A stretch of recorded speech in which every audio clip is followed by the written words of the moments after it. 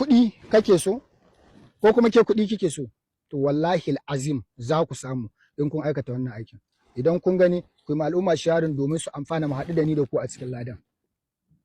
Akwai aya a cikin suratul waqi'a wanda ake ce mata la maqdu'atan wa la mamnu'a.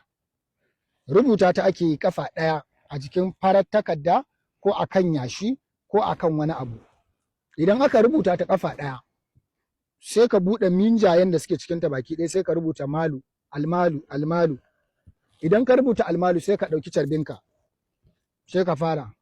Idan a jikin farar takarda ka yi, ka sa wannan abin a jikinka, wannan takardar a jikinka lokacin da za ka yi wurdo, sai ka nemi turare mai kamshi sai ka shafa a jikinka, sai ka fara karantawa la maqdu'atin wa la mamnu'a. Za ka yi ta kafa 1111.